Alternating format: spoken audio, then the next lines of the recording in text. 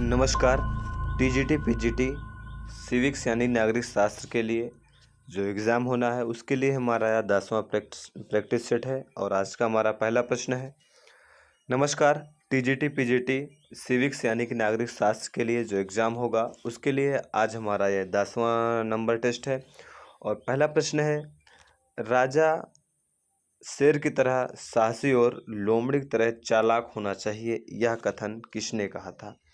तो यह कथन या यह सलाह किसकी है? ऑप्शन है मैकियावेली, प्लेटो, अरस्तू या फिर जे.एस. मिल। तो सही जवाब होगा इस प्रश्न का ऑप्शन नंबर ए, यानी कि मैकियावेली ने कहा था कि राजा को शेर की तरह गट्स वाला होना चाहिए, यानी कि साहसी होना चाहिए, मुसीबत में घबराने वाला नहीं होना चाहिए और राजा को लोमड़ी की तरह चालाक होना चाहिए कि परिस्थिति जन्य निर्णय किस प्रकार से लिए जाएं। तो सही जवाब होगा option number A, Machiavelli. Next question है, व्यक्ति अपने पिता की मृत्यु को भूल सकता है परंतु वह अपनी संपत्ति को नहीं भूल सकता, यह किसने कहा था? ऑप्शन है मैकियावेली, ऑप्शन नंबर बी गोंदा, ऑप्शन नंबर सी हॉब्स या फिर ऑप्शन नंबर डी लॉक। सही जवाब होगा इस प्रश्न का मैकियावेली। मैकियावेली ने बोला था कि व्यक्ति को अपनी संपत्ति से बहुत लगाव होता है जिस कारण वह अपनी संपत्ति को नहीं भूल सकता, भले ही वह अपने पिता की मृत्यु को भूल जाए। तो मैकियावेली कहने का मतलब ये था कि कोई भी व्यक्ति अपनी संपत्ति की क्षति को स्वीकार नहीं कर सकता, ये उसका मेन पर्पस था। अगला प्रश्न है, बीवियों के साम्यवाद की वकालत किसने की थी? ऑप्शन है Plato, option number B Aristotle या अरस्तू, ऑप्शन नंबर सी सिक्रेटस या फिर option number D Karl Marx. तो बीवियों के साम्यवाद की वकालत की थी या बीवियों के साम्यवाद का प्रतिपादन किया था प्लेटो ने। बेसिकली प्लेटो का मानना था कि परिवार विषयक साम्यवाद होना चाहिए और यह परिवार विषयक साम्यवाद उन्होंने राजा के लिए दिया था। किसके लिए? राजा को। उसने बोला था कि राजा को परिवार विषयक साम्यवाद का पालन करना चाहिए, क्योंकि जब राजा की कोई निजी पत्नी नहीं होगी, निजी परिवार नहीं होगा, तो वह किसी भी लोग के साथ या वहाँ की जनता के साथ वह भेदभाव नहीं करेगा और ऐसे में भेदभाव नहीं करेगा तो वह सभी के साथ समान व्यवहार रखेगा। तो बीवियों के साम्यवाद या परिवार विषयक साम्यवाद की जो वकालत है, इसे परिवार विषयक भी बोल सकते हैं। परिवार विषयक साम्यवाद की वकालत किसने की थी? तो प्लेटो ने की थी। नेक्स्ट प्रश्न है, प्लेटो ने किस साम्यवाद में विश्वास किया? ऑप्शन है संपत्ति, ऑप्शन नंबर सी पत्नियां, ऑप्शन नंबर सी ए और बी दोनों या फिर ऑप्शन नंबर डी इनमें से कोई नहीं। तो सही जवाब होगा ऑप्शन नंबर सी, क्योंकि प्लेटो का मानना था कि जो संपत्ति होती है उस पर सभी का अधिकार होना चाहिए, किसी एक व्यक्ति के पास संपत्ति नहीं होना चाहिए और उन्होंने कहा कि किसी एक की विशिष्ट पत्नी नहीं होनी चाहिए बल्कि सबकी पत्नी होनी चाहिए। इससे क्या होगा, लोगों में अपनत्व की भावना नहीं जगेगी और ये अपनत्व की भावना नहीं जगेगी तो लोग बहुत धन का संकेंद्रण नहीं करेंगे और जिससे जो धन है वह ऐसा लगेगा कि पूरे समाज का है। तो ये प्लेटो का परिवार विषयक साम्यवाद था जिसकी उसकी आलोचना भी की जाती है, लेकिन क्वेश्चन एमसीक्यू में है तो उसको देखना ही पड़ेगा। नेक्स्ट क्वेश्चन है, प्लेटो के आदर्श राज्य की कौन सी विशेषता नहीं है? दार्शनिक का शासन, ऑप्शन नंबर बी अभिभावक वर्ग के लिए संपत्ति व परिवार का साम्यवाद, ऑप्शन नंबर सी नारी के सम्मान का अधिकार, नर नारी के सम्मान का समान अधिकार और ऑप्शन नंबर डी पुरुष प्रधान परिवार। तो बताना है कि प्लेटो ने जिस आदर्श राज्य की संकल्पना की थी कि आदर्श राज्य में क्या होना चाहिए क्या नहीं होना चाहिए, उसकी कौन सी विशेषता नहीं है। तो पहली विशेषता तो है क्योंकि प्लेटो का मानना था कि जो राज्य का कार्य है या देश के संचालन का कार्य है वह दार्शनिक राजा के हाथ में होना चाहिए। किसके? दार्शनिक राजा के हाथ में होना चाहिए। तो इसलिए पहला जवाब सही है और दूसरा ऑप्शन भी सही है क्योंकि प्लेटो ने कहा था जो अभिभावक वर्ग है या जो राजा है, जो शासन प्रशासन से जुड़ा हुआ कार्य कर रहा है, उसके पास अपना निजी संपत्ति और निजी परिवार नहीं होना चाहिए। उसे समाज की पत्नियों को अपनी पत्नी समझना चाहिए और समाज की संपत्ति को अपनी संपत्ति समझना चाहिए। राजा के पास या अभिभावक वर्ग के पास खुद का गाड़ी बंगला नहीं होना चाहिए, बल्कि उसको सार्वजनिक संपत्ति या सार्वजनिक वाहनों का प्रयोग करना चाहिए। दूसरा भी सही है। तीसरा भी उसने कहा था कि नर और नारी को समान अधिकार मिलना चाहिए। लेकिन ऑप्शन नंबर डी जो है, पुरुष प्रधान परिवार की कोई संकल्पना प्लेटो के आदर्श राज्य में नहीं है। तो सही जवाब हो जाएगा option number D. Next question है, प्लेटो के राजनीतिक चिंतन में बीज निहित है किसके? उपयोगितावाद का, समाजवाद का, फांसीवाद का, या फिर ऑप्शन नंबर डी सभी का।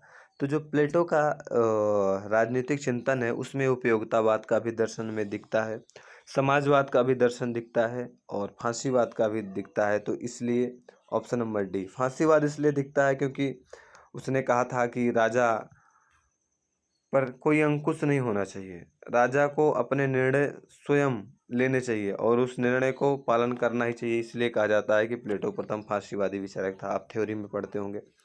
नेक्स्ट क्वेश्चन है, राज्य ओक या चट्टान से नहीं उत्पन्न होता, वरन उसमें निवास करने वाले व्यक्तियों के चरित्र से उत्पन्न होता है। यह कथन किसने कहा था?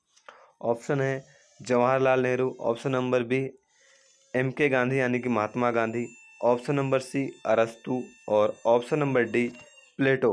तो सही जवाब होगा इस प्रश्न का ऑप्शन नंबर डी। प्लेटो ने कहा था कि राज्य कोई ओक या चट्टान नहीं है, बल्कि राज्य का निर्माण वहाँ के जो नागरिक होते हैं उनके अच्छे चरित्र से होता है। तो option number D is the right. Next question है, किसने प्लेटो को मुक्त समाज का शत्रु घोषित किया है? ऑप्शन है Karl Popper, option number B Leo Strauss, option number C Berlin, option number D Hannah Arendt. तो कार्ल पॉपर ने अरस्तु की आलोचना करते हुए कहा, प्लेटो की आलोचना करते हुए कहा कि यह मुक्त समाज का शत्रु है। Option number D next question है, सबसे निकृष्ट राज्य भी सबसे उत्कृष्ट अराजकता से अच्छा है, यह मत किसने दिया था? ऑप्शन है Hegel, option number B Rousseau, option number C Hobbes और ऑप्शन नंबर सी लॉक। तो इसका सही जवाब होगा हॉब्स। हॉब्स ने कहा कि सबसे निकृष्ट राज्य भी अराजकता से अच्छा है। अराजकता में क्या होता है? कोई राज्य का अस्तित्व नहीं होता। राज्य का अस्तित्व नहीं होगा तो वहाँ कोई निश्चित सरकार नहीं होगी, रूल रेगुलेशन नहीं होगी, जिससे क्या होगा, लोगों में कोई किसी भी प्रकार का भय नहीं रहेगा, डर नहीं रहेगा, कोई नियम कानून से चलेगा नहीं। तो जो मजबूत होगा वही सर्वाइवल कर पाएगा। तो इसलिए हब्स ने कहा कि निकृष्ट से निकृष्ट राज्य से अच्छा है कि अराजकता से अच्छा है। नेक्स्ट क्वेश्चन है, राज्य के स्वरूप के बारे में कौन सा कथन सही नहीं है? ऑप्शन है राज्य अपने आप में एक साध्य है, राज्य साध्य का एक साधन है, ऑप्शन नंबर सी राज्य साधन और साध्य दोनों है, और ऑप्शन नंबर डी राज्य ना साधन है ना ही साध्य। तो इसमें हमें बताना है कौन सा सही नहीं है। तो ऑप्शन नंबर बी सही नहीं है। बाकी राज्य के स्वरूप के बारे में सभी सही हैं, क्योंकि राज्य अपने आप में एक साध्य भी है, राज्य साधन और साध्य दोनों भी है, और राज्य ना साधन है ना ही साध्य। तो कौन सही नहीं है? तो राज्य साध्य का एक साधन है, ये जो ऑप्शन है ये रॉन्ग है। नेक्स्ट क्वेश्चन है, किसने राज्य को एक ऐसा संगठन माना है जो सर्वसाधारण को यथासंभव बड़े बड़े पैमाने पर सामाजिक हित की सिद्धि में सहायता देता है? ऑप्शन है Willoughby, Laski, option number C Dicey और option number D Mahatma Gandhi. तो लास्की का मानना था कि राज्य एक ऐसा संगठन होता है जो बड़े स्तर पर सामाजिक हित यानी कि सोशल वेलफेयर का कार्य करता है, यानी कि विलोबी का मानना था कि राज्य is the best. Next question है, राज्य साधन है साध्य नहीं, यह सिद्धांत है किसका, किस मत का? उदारवाद का या व्यक्तिवाद का या फांसीवाद का या फिर ऑप्शन नंबर डी वैज्ञानिक समाजवाद या समाजवाद का? तो सही जवाब होगा ऑप्शन नंबर ए उदारवाद। समाजवाद और वैज्ञानिक समाजवाद में क्या अंतर है? तो इसका अंतर यह है कि कार्ल मार्क्स ने जो सिद्धांत दिया समाजवाद का उसे वैज्ञानिक समाजवाद कहा जाता है, और कार्ल मार्क्स के पूर्व जो समाजवाद का सिद्धांत था उसे साधारण समाजवाद कहा जाता है। यही मेन डिफरेंस है वैज्ञानिक समाजवाद और समाजवाद में। नेक्स्ट क्वेश्चन है, एक आधुनिक राज्य संविधान के बिना राज्य नहीं अपितु अराजकता का शासन है, यह किसने कहा? यानी कहने का मतलब यह है कि बिना संविधान के राज्य या देश नहीं चल सकता। ऑप्शन है Lord Bryce, option number B AV Dicey, option number C Jellinek, option number D GV Shah. तो सही जवाब होगा इस प्रश्न का जेलीनेक ने कहा था कि बिना संविधान के राज्य का अस्तित्व नहीं रह सकता। नेक्स्ट क्वेश्चन है, किस चिंतक ने कहा था कि राज्य व्यक्ति का वृहद रूप है? ऑप्शन है प्लेटो, अरस्तु, हॉब्स या फिर रूसो। सही जवाब होगा प्लेटो। तो आज के टेस्ट में इतने ही। नेक्स्ट क्वेश्चन सीरीज में हम फिर टेस्ट को कंटिन्यू करेंगे। उम्मीद है यह टेस्ट आपके लिए महत्वपूर्ण होगा। धन्यवाद।